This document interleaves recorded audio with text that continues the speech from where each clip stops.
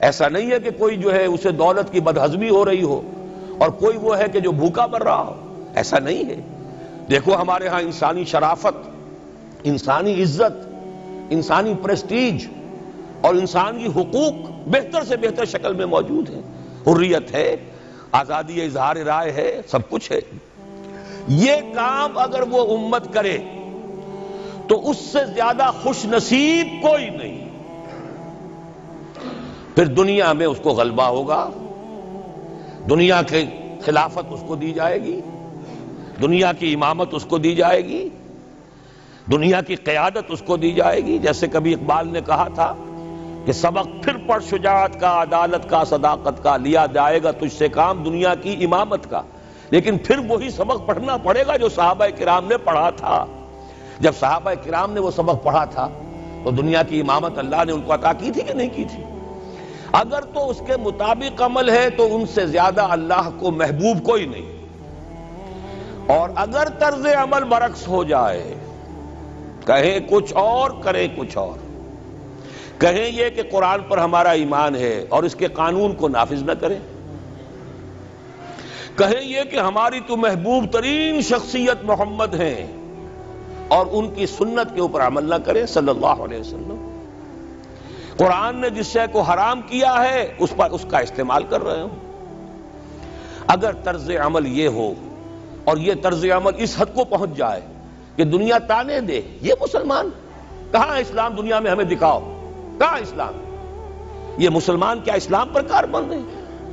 George Bernard شاہ نے کہا تھا کہ میں جب قرآن پڑھتا ہوں تو محسوس کرتا ہوں اس سے بہتر کتاب کوئی ممکن نہیں، لیکن جب مسلمانوں کو دیکھتا ہوں تو محسوس کرتا ہوں ان سے زیادہ ذلیل قوم دنیا میں کوئی نہیں۔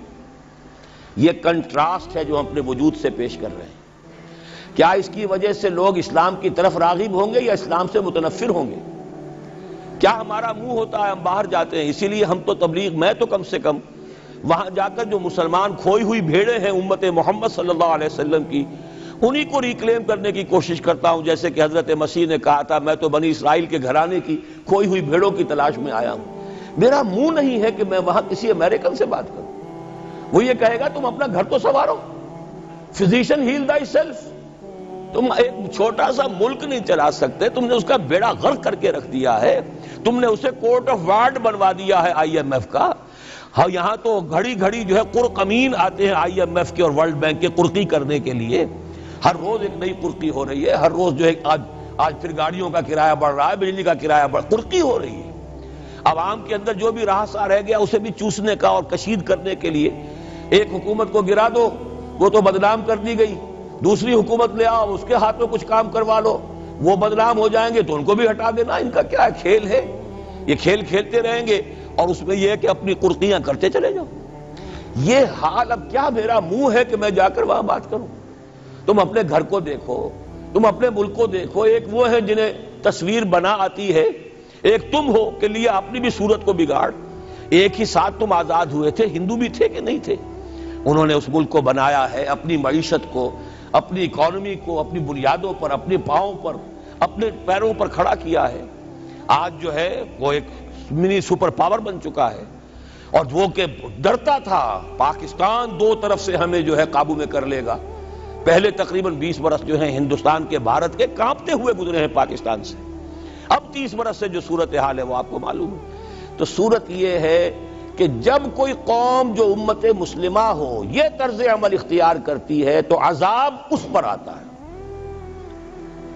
بڑی کڑوی بات ہے، آج عذاب کفار پر نہیں آ رہا، وہ تو اللہ تعالیٰ ان سے آخرت میں نمٹ لے گا، اور آخرت تو ہے ہمیشہ کی، بڑا سو عذاب تو وہیں کا ہے۔ وَلَعَذَابُ الْآخِرَةِ أَكْبَرُ لَوْ كَانُوا يَعْلَمُونَ۔ دنیا میں کفار پر عذاب آتا تھا جب کوئی رسول بھیج دیا جائے، اب رسول آئے گا نہیں، ایک ایکسیپشن ہے وہ بعد میں بتاؤں گا، لیکن اب دنیا میں جو عذاب آتا ہے وہ مسلمان امت پر آتا ہے۔ اب اس کو چونکہ بات بہت کڑوی ہے، تھوڑا سا میں اس کے اندر آپ کے لیے سمجھنا، حلق سے اتارنا اس کڑوی گولی کا آسان کر دوں۔ دیکھیے ہم سے پہلے بھی ایک امت مسلمہ تھی کہ نہیں؟ ہماری عمر جو ہے امت مسلمہ کی حیثیت سے ابھی 1400 برس ہوئی ہے، 1417 سن ہجری چل رہا ہے نا۔ اس میں آپ اور حضور کی بعثت 12 برس اور، تو 1430 برس سمجھیے، اس لیے کہ اس وقت جب سے کہ وحی کا آغاز ہوا ہے۔ یہ ہماری کل تاریخ ہے، ابھی 1450 برس نہیں ہوئی۔ ہم سے پہلی جو امت تھی 2000 برس تک اسی مقام پر فائز رہی۔ وہ کون تھے؟ بنی اسرائیل۔ وہ موسیٰ کے امتی تھے، ہم محمد کے امتی ہیں، علی نبینا و علیہ الصلوۃ والسلام۔ انہیں تورات دی گئی تھی، ہمیں قرآن دیا گیا ہے۔ نبی ہونے کے اعتبار سے افضل ترین نبی، رسول ہونے کے اعتبار سے اکمل ترین رسول، کتاب ہدایت ہونے کے اعتبار سے جامع ترین کتاب، نوع انسان را پیام آخری، حامل او رحمت للعالمین۔ یہ اپنی جگہ تقابل ہے، لیکن ایک اور اعتبار سے دیکھیے، عمر اس کی طویل تھی 2000 برس، ہماری ابھی 1400 برس ہوئی۔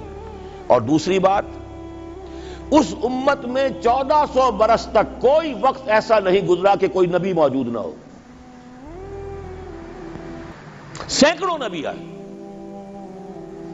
شروع ہوئی ہے 1400 قبل مسیح میں، جب تورات دی گئی حضرت موسیٰ کو، اور آپ کو معلوم ہے اس وقت 2 رسول تھے، موسیٰ بھی اور ہارون بھی علیہ الصلوۃ والسلام۔ پھر حضور کی حدیث بخاری شریف میں موجود ہے، کانت بنو اسرائیل تسوسہم الانبیاء کلما ہلک نبی خلفہ نبی۔ بنی اسرائیل کی سیاست اور حکومت جو ہے انبیاء کے ہاتھ میں ہوتی تھی۔ جب بھی کوئی نبی فوت ہوتا تھا دوسرا نبی اس کا قائم مقام، اس کا جانشین ہو جاتا تھا، جیسے داؤد کے بیٹے سلیمان۔ آخری جو نبی آئے ان کے ہاں وہ حضرت مسیح، اور ان کے ہم عصر حضرت یحییٰ علیہ الصلوۃ والسلام۔ تو یوں سمجھیے 2 سے شروع ہوا، 2 پر ختم ہوا، موسیٰ و ہارون، عیسیٰ و یحییٰ، درمیان میں 1400 برس، اور کوئی وقت ایسا نہیں ہے جب کہ کوئی نبی موجود نہ ہو۔ کیسی امت تھی! اسی لیے میں نے آپ کو بتایا، قرآن مجید میں سورہ بقرہ میں 2 جگہ فرمایا ہے، یا بنی اسرائیل اذکروا نعمتی التی انعمت علیکم وانی فضلتکم علی العالمین۔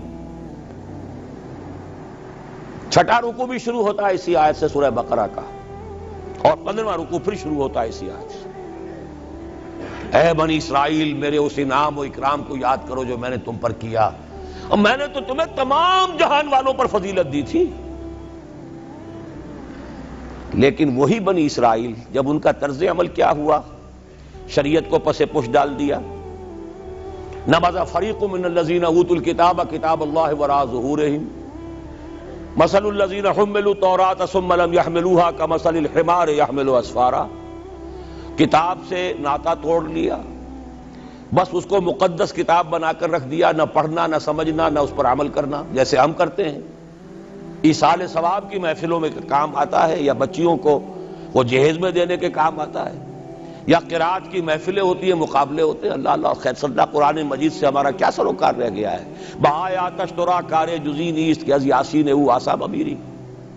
عیاشیاں کرتے تھے، بدماشیاں کرتے تھے، غلط کام کرتے تھے، لیکن انہیں خیال یہ تھا کہ ہم چونکہ ابراہیم کی نسل سے ہیں، موسیٰ کی امت میں سے ہیں، نحن ابناء اللہ واحباؤہ، ہم تو اللہ کے بیٹوں کے مانند ہیں، بڑے چہیتے ہیں۔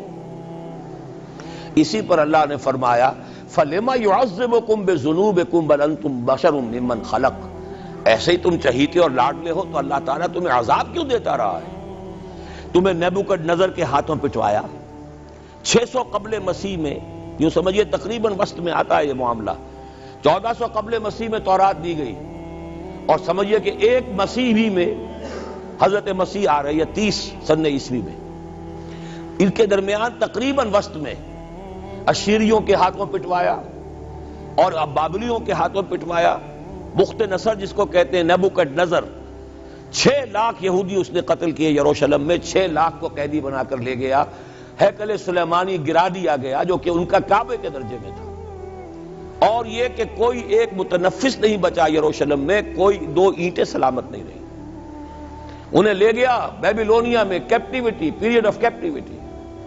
وہاں سے واپس آئے، توبہ کی انہوں نے، حضرت عزیر علیہ السلام کی دعوت توبہ جو ہے، توبہ کی منادی کے نتیجے میں، تو پھر اللہ نے انہیں ایک موقع اور دیا، اور ان کی ایک بڑی عظیم سلطنت قائم ہوئی، مکابی سلطنت، اور پھر ٹیمپل جو ہے دوبارہ بنا. یہ جو سیکنڈ ٹیمپل کہلاتا ہے، دوسری تعمیر جو ہوئی ہیکل سلیمانی کی، اس کو بھی پھر دوبارہ جب ان کے ہاں وہی لچھن آئے. میں تجھ کو بتاتا ہوں تقدیر امم کیا ہے، شمشیر و ثنا اول، طاؤس و رباب آخر. جب وہی لچھن ہو گئے پھر عذاب کے کوڑے پڑے، پہلے گریکس کے ذریعے، یونانیوں کے ذریعے، پھر رومنز کے ذریعے، اور سن 70 عیسوی میں وہ دوسرا ہیکل سلیمانی بھی مسمار کر دیا گیا اور انہیں فلسطین سے نکالا دے دیا گیا. نکل جاؤ یہاں سے. تقریباً یوں سمجھئے کہ 1917 تک، سن 70 سے 1917 تک کتنے ہو گئے؟ 1850 برس ہو گئے تقریباً. 1850 برس یہ لوگ پھر فلسطین میں داخل نہیں ہو سکے. اور وہ ہیکل سلیمانی آج تک بھی پڑا ہوا ہے منہدم، سوائے اس کی ایک دیوار کے جسے یہ ویلنگ وال کہتے ہیں. وہاں جاتے ہیں، رو دھو کر آ جاتے ہیں. اب تو خیر ان کا قبضہ ہے، جانا آنے کا سوال نہیں رہا، ورنہ 1967 سے پہلے بھی اجازت لے کر جاتے تھے، ماتم کر کے آ جاتے تھے. اس لیے کہ یروشلم جو ہے اس پر قبضہ تو ان کا ہو گیا تھا، لیکن مشرقی علاقہ ہے وہ، اور اس پر ابھی عربوں کا زیادہ تسلط تھا. اب وہ ختم ہو رہا ہے. معلوم ہوا کہ وہی قوم جو ہے، جو چہیتی بھی تھی، لاڈلی بھی تھی، خیر الامم تھی، انی فضلتکم علی العالمین کا مصداق تھی، جس پر انعامات تھے، اکرام تھا، جنہیں حضرت داؤد اور سلیمان کی سی حکومتیں دی گئیں، ان سب کا معاملہ کیا ہوا؟ غلط عمل کی وجہ سے، برعکس رویے کی وجہ سے. قرآن مجید ہی میں 2 جگہ ہے تھوڑے سے لفظی فرق کے ساتھ، ضربت علیہم الذلۃ والمسکنۃ وباؤوا بغضب من اللہ. ان پر ذلت تھوپ دی گئی، ذلیل کر دیے گئے. 1850 برس تک، پہلے 150 برس تک کیپٹیوٹی میں رہے تھے، اب 1850 برس تک جسے یہ ڈائسپورا کہتے ہیں اس میں رہے. روتے تھے، یاد کرتے تھے اپنی فلسطین کی سرزمین کو کہ ہم وہاں سے نکالے گئے ہیں. وہ بھی حضرت عمر نے اجازت دی تھی جا کر، جبکہ یروشلم جو ہے ہینڈ اوور کیا ہے وہاں کے عیسائیوں نے، حضرت عمر کے حوالے کیا ہے رضی اللہ تعالی عنہ. تو حضرت عمر نے انہیں آ کر زیارت کرنے کی اجازت دی، ورنہ زیارت کی اجازت بھی نہیں تھی. عیسائیوں نے روکا ہوا تھا، نو جیو کوڈ انٹر جیروشلم. اور وہ جو معاہدہ کیا تھا عیسائیوں نے حضرت عمر سے، یہ ان کی طرف سے شرط تھی کہ آپ یہاں یہودیوں کو آباد ہونے کی اجازت نہیں دیں گے، لیکن کم اینڈ وزٹ، آئیں، زیارت کریں اور جائیں، لیکن یہاں آباد نہیں ہوں گے. یہ قوم جو اونچی تھی، بڑی تھی، فضلتکم علی العالمین تھی، لیکن وہی قوم ضربت علیہم الذلۃ والمسکنۃ وباؤوا بغضب من اللہ، اللہ کے غضب کو لے کر لوٹی. یہ ہے اصل میں وہی معاملہ جو آج ہمارے ساتھ ہے. اللہ کا قانون تو غیر جانبدار ہے. وَلَن تَجِدَ لِسُنَّتِ اللَّهِ تَحْوِيلًا وَلَن تَجِدَ لِسُنَّتِ اللَّهِ تَبْدِيلًا. اللہ کا قانون قوموں اور امتوں کے لیے بدلتا نہیں. وہی صورت ہے. ہمیں بھی کہا گیا کنتم خیر امت اخرجت للناس، تم بہترین امت ہو جسے دنیا والوں کے لیے نکالا گیا ہے. تمہارا کام کیا ہے؟ ہم تو جیتے ہیں کہ دنیا میں تیرا نام رہے، کہیں ممکن ہے کہ ساقی نہ رہے، جام رہے. ہمارا کام تو تھا اس اسلام پر عمل کریں اور دنیا کو دعوت دیں، اپنے عمل میں بھی گواہی دے، آؤ دیکھ لو ہم جو کچھ کہہ رہے ہیں یہ تھیوری نہیں ہے، یہ صرف لفاظی نہیں ہے، یہ شاعری نہیں ہے. اگر محمد رسول اللہ نے فرمایا صلی اللہ علیہ وسلم سید القوم خادمہم، آؤ دیکھ لو مدینے میں ہمارا خلیفہ عمر فاروق خادم ہے کہ نہیں ہے؟ کیا کوئی بادشاہ ہے؟ کیا اس نے کوئی محل بنایا ہے؟ کیا اس کے لیے کوئی خدم و حشم ہے؟ کیا اس کے لیے کوئی باڈی گارڈ ہے؟ کچھ بھی نہیں. جیسی جھونپڑیاں دوسروں کی ہیں ویسی جھونپڑا اس کا ہے. جیسے پیبند لگے ہوئے کپڑے دوسروں کے ہیں، بلکہ دوسروں کے بہتر بھی ہوں گے، اس کے کپڑوں میں پیبند لگا ہوا ہے. اس کے نام سے قیصر و کسریٰ کے درباروں میں لرزہ ہے، لیکن اس کی سادگی کا عالم یہ. آؤ دیکھو، see with your own eyes, come here, see it. یہ اگر ہم کرتے اور کر سکتے، جب تک کرتے رہے تو ہم سے اونچا کوئی نہیں، اللہ کا ہم سے بڑھ کر محبوب کوئی نہیں، ہم سے زیادہ امت مرحومہ اور کوئی نہیں. لیکن جب ہم نے برعکس روش اختیار کی تو کیا ہوا؟ جیسے انہیں پٹوایا گیا تھا ایشورینز کے ہاتھوں، ہمیں پٹوایا گیا سب سے پہلے جو صلیبیوں کے ہاتھوں، کروسیڈرز. کئی لاکھ مسلمان قتل ہوا کروسیڈز کے اندر. جب پہلی مرتبہ عیسائیوں نے قبضہ کیا یروشلم پر، تقریباً 90 برس 88 برس عیسائیوں کے قبضے میں رہا ہے، اب وہ دوبارہ چلا گیا یہودیوں کے قبضے میں۔ اس وقت جو ہے اتنا قتل عام ہوا تھا عربوں کا اور مسلمانوں کا یروشلم میں کہ جب فاتحین کے گھوڑے داخل ہوئے ہیں شہر کے اندر تو گلیوں کے اندر ان کے گھٹنوں تک خون کی نہر بہہ رہی تھی۔ اس کے بعد آیا فتنہ تاتار، کروڑوں مسلمان قتل ہوئے، یہ لاکھوں کی بات نہیں ہے، کروڑوں مسلمان۔ پورا روسی ترکستان کا علاقہ ختم ہوا، افغانستان ختم ہوا، ایران ختم ہوا، عراق ختم ہوا، 4 عظیم مملکتیں۔ اور آخری خلیفہ بنو عباس کا وہ گھسیٹ کر نکالا گیا اپنے محل سے، مستعصم باللہ۔ ویسے تو نسل تو حضور کے چچا کی نسل سے تھا، عباسی تھا، حضرت عباس رضی اللہ تعالی عنہ کی نسل سے ہے، مستعصم باللہ، لیکن اس کو گھسیٹ کر نکالا گیا ایک جانور کی کھال کے اندر لپیٹ کر، اور تاتاریوں نے اپنے گھوڑوں کے سموں تلے اسے کچل دیا۔ وہ دن اور آج کا دن پھر امت مسلمہ کی قیادت عربوں سے چھین لی گئی۔ اس کے بعد اللہ نے پھر کرم فرمایا، پھر کچھ اولیاء اللہ کے ذریعے سے، کچھ صوفیاء کے ذریعے سے اتنا بڑا معجزہ ہو گیا، جیسا کہ حضرت عزیر علیہ السلام کے ذریعے سے ہوا تھا کہ یہود میں دوبارہ انابت اللہ، توبہ کا جذبہ پیدا ہو گیا۔ ایسے ہی کچھ صوفیاء کرام کے ذریعے سے، نیک لوگوں کے ذریعے سے، اللہ والوں کے ذریعے سے، وہی تاتاری جنہوں نے کروڑوں مسلمانوں کو قتل کیا تھا خود مسلمان ہو گئے۔ ہے آیا فتنہ تاتار کے افسانے سے، پاسباں مل گئے کعبے کو صنم خانے سے۔ پھر غلبہ ہوا، پھر ترکوں کی عظیم حکومتیں قائم ہوئی، ترکان تیموری، Terken Usmani, Terken Seljuqi, Terken صفوی۔ عرب تو معزول ہو گئے تھے، لیکن ترکوں کی زیر قیادت پھر گریٹ آٹومان امپائر بھی قائم ہوئی۔ اس کے بعد پھر جب وہ ترکوں کے اندر بھی وہی بادشاہت، وہی عیاشیاں، وہی محل بن رہے ہیں، وہی جو ہے توپ کاپی محل جا کر دیکھ لیجئے، وہی عیاشیاں شروع ہو گئی، وہی عللے تللے ہو گئے، وہی ظلم شروع ہو گئے، تو پھر اللہ نے دوبارہ پھر ہمیں یورپی اقوام کے ہاتھوں ذلیل کیا، کہیں انگریزوں کے غلام، کہیں فرانسیسیوں کے غلام، کہیں اطالویوں کے غلام، کہیں ولندیزیوں کے غلام۔ پورا عالم اسلام اس صدی کے آغاز میں پہلی جنگ عظیم کے بعد پورا عالم اسلام غلامی میں تھا، سوائے نجد کا ایک علاقہ تھا کہ نجد میں ابھی تیل برآمد نہیں ہوا تھا، ورنہ سب سے پہلے پنجے وہاں گڑتے، وہاں ریت میں جا کے لینا کیا تھا۔ باقی تو یہ ہندوستان غلام ہے، انڈونیشیا غلام ہے، سب کے سب یہ جاوا، سماٹرا، چلتے جائیے سب غلام ہیں۔ اس کے بعد ایران چاہے براہ راست غلامی نہیں تھی لیکن انگریزوں کے انتداب میں تھا، کنٹرول انہی کا تھا۔ عراق پر انگریزوں کا کنٹرول تھا۔ اسی طریقے سے یہ ساری جو عرب مملکتیں ہیں یہ انگریزوں کے زیر اثر تھی، اور یہ کہ فرانسیسیوں کے زیر اثر تھی۔ شمالی افریقہ یا فرانسیسیوں کا تھا یا اسپین کا تھا، اور یہ کہ اطالویوں کا تھا لیبیا۔ یہ حال ہمارا ہوا۔ یہ ہے اصل سبب اور یہ ہے معاملہ جس میں اب میں آخری بات اس موضوع پر کہہ دینا چاہتا ہوں۔ یہ پروسیس بہت جلد ایک بہت بڑی کلائمیکس کو اور بہت بڑی انتہا کو پہنچنے والا ہے۔ وہ انتہا کیا ہے؟ دیکھیے، میں نے جو کہا تھا کہ ایک استثناء ہے، ایک قوم، ایک امت ایسی ہے کہ جس نے اپنے رسول کو رد کیا اور اسے ہلاک نہیں کیا گیا۔ حضرت نوح کی قوم غرق، حضرت ہود کی قوم ختم، حضرت صالح کی قوم ختم، حضرت شعیب کی قوم ختم، آل فرعون ختم۔ یہود وہ امت ہے کہ معزول تو ہو گئی، جیسے ہی حضور آ گئے قرآن لے کر معزول ہو گئے۔ وہ جیسے کوئی ایک منصب ہے، اس منصب سے معزول کر دیے گئے، قتل نہیں کیا گیا، انہیں زندہ رکھا گیا۔ منصب تو اب قرآن آ گیا، محمد الرسول اللہ آ گئے صلی اللہ علیہ وسلم، اور کعبے کے گرد ایک نئی امت۔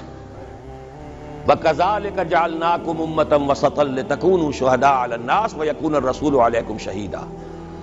اگرچہ یہ امت 600 برس قبل قتل اور ختم ہونے کی مستحق ہو چکی تھی۔ کیوں؟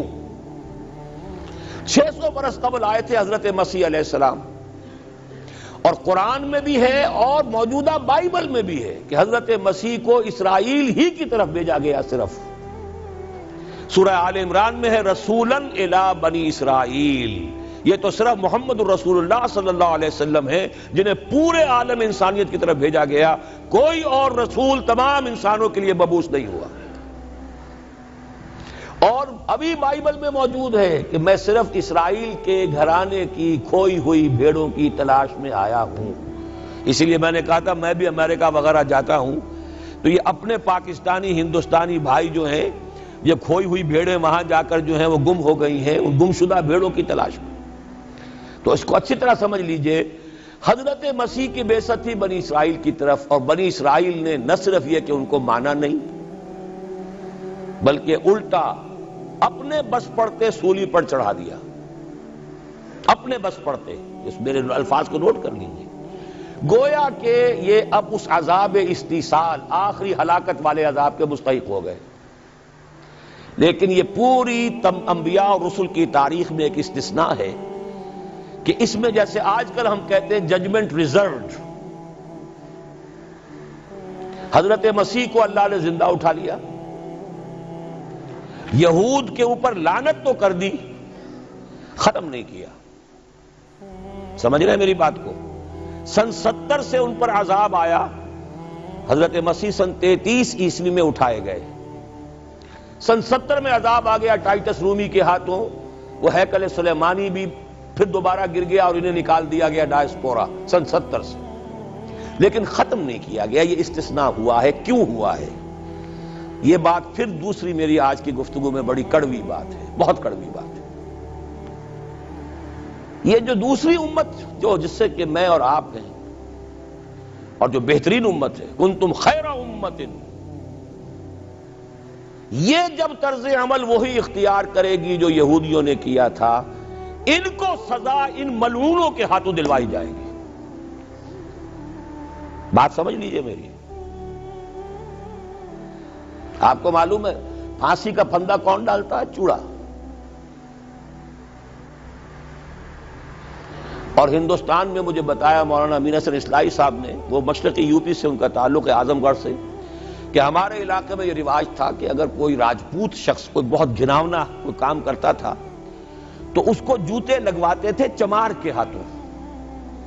راجپوت کے سر پر راجپوت کا جوتا پڑا تو چلیے جوتا تو ہے لیکن ہے تو راجپوت کا.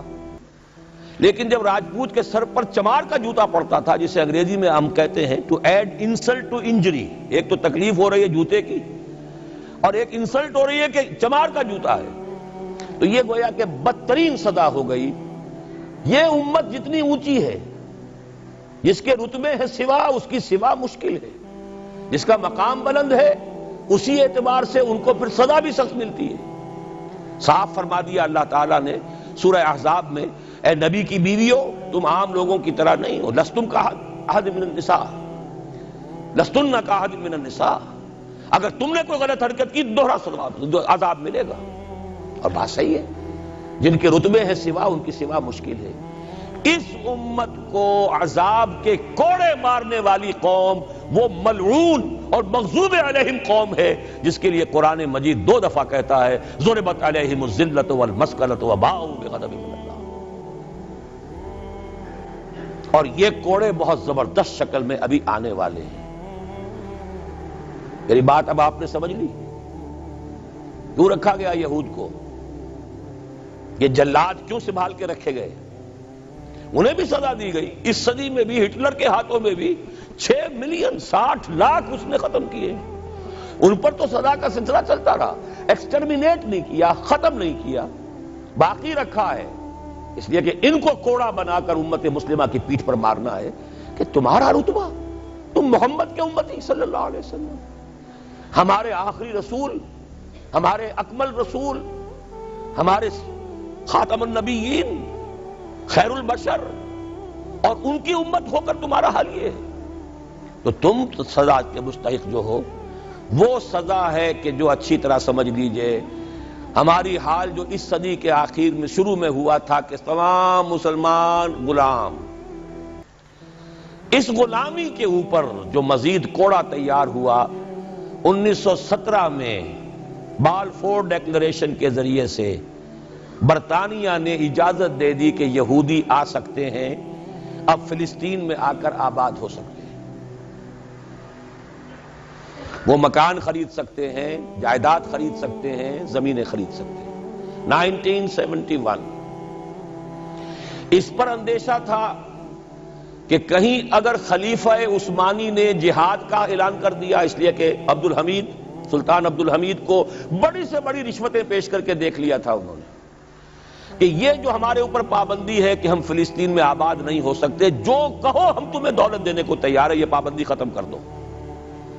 سلطان عبد الحمید ویسے جو بھی کچھ تھے چھوڑ دیجئے، لیکن یہ کہ اس نے کہا کہ جو معاہدہ عمر نے کیا تھا رضی اللہ تعالی عنہ، میں پیچھے نہیں جاؤں گا، لہذا خلافت ختم کروا دی۔ اور کروائی کس کے ہاتھوں؟ ایک مسلمان کے ہاتھوں، اس لیے کہ فری میسن تھا مصطفیٰ کمال پاشا، فری میسن، یہ سب یہودیوں کے ادارے۔ چاک کر دی ترک ناداں نے خلافت کی قبا، سادگی اپنوں کی دیکھ اوروں کی عیاری بھی دیکھ۔ ہندوستان میں ہنگامہ چل رہا ہے، تحریک چل رہی ہے، مسلمان ہجرت کر رہے ہیں اور سب کچھ ہو رہا ہے، اور ہندو بھی شامل ہو رہے ہیں خلافت کی تحریک میں، لیکن اب مدعی سست گواہ چست۔ جب مصطفیٰ کمال نے خود ختم کر دی تو سب پانی پڑ گیا آگ کے اوپر، اب کیا بولیں، کس کو برا کہیں؟ اس کے بعد 1948 میں ان کی ریاست قائم ہو گئی اسرائیل۔ کتنے برس بعد؟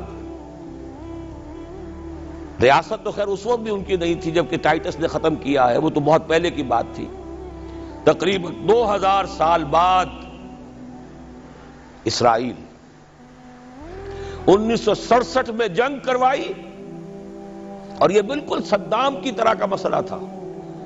1967 کی جنگ میں ایک سازش تھی، انہوں نے بطور مہرہ استعمال کیا جمال عبد الناصر کو، جس نے اچانک جو ہے ایلات کی بندرگاہ کو بلاک کر دیا۔ 1967 اس پر جھپٹا مارا ہے اسرائیل نے، ادھر سے سینائی لے لیا، ادھر سے گولان ہائٹس لے لیے، ادھر سے جو ہے West Bank of Jerusalem, West Bank of Jordan لے لیا۔ یہ 67 کی بات ہے۔ پھر عالم عرب میں ایک ملک ذرا نکلنے لگا تھا کہ شاید ایک کے پاس پیسہ بہت تھا، لیبیا کے پاس، وہ مدد کر سکتا تھا کسی مسلمان ملک کی کہ وہ ایٹم بم بنا لے۔ دو ملک ایسے تھے، ایک غیر عرب، ایک عرب۔ عراقیوں کے پاس کچھ صلاحیت معلوم ہو رہی تھی کہ کچھ دانت شاید نکل آئیں، جیسے دودھ کے دانت ہوتے ہیں تو شاید ایٹمی دانت نکل آئیں، وہ برکس ان کا نکالا ہے۔ ایک دفعہ جا کر آپ کو یاد ہوگا ہوائی جہاز گئے اور سب کا تہس نہس کر کے آ گئے، اور وہ سخت جان قوم نکلی، انہوں نے پھر کچھ بنا لیا، تو پھر وہی 100 دام جال، پھر وہ 100 دام جو ہے جال کی شکل بچھا کر، اور جو پھنسایا ہے تو اگلا پچھلا کھایا پیا سارا اگلوا لیا۔ نتیجہ کیا نکلا؟ جنگ خلیج کے بعد اب عالم عرب پورا کا پورا اسرائیل کے سامنے سرنگوں ہے، وہ شاہ حسن ہو یا شاہ حسین ہو، کچھ تو پہلے ہی اپنے تھے، چاہے شاہ فہد ہوں اور چاہے حسنی مبارک ہوں، اب رہ کون گیا؟ اس سے بڑی ذلت کوئی ہے؟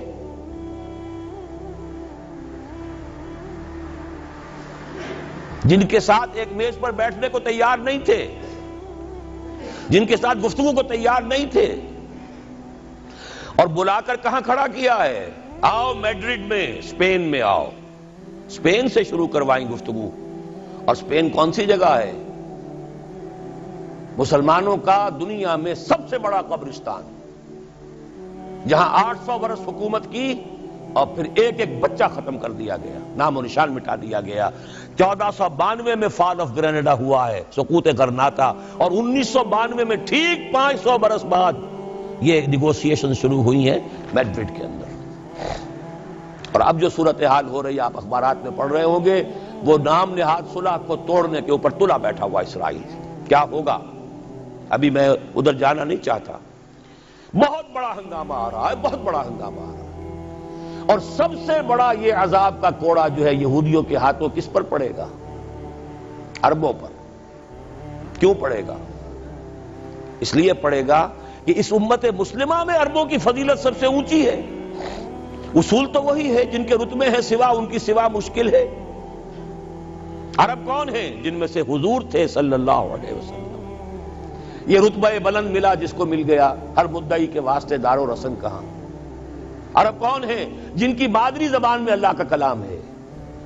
مجھے اور آپ کو 100 پاپڑ بیلنے پڑیں گے قرآن کو سمجھنے کے لیے، ہماری بہت عظیم اکثریت تو پھر بھی نہیں سمجھ سکے گی، ترجمے پڑھ لے گی زیادہ، اور کیا کرے گی؟ ان کی مادری زبان۔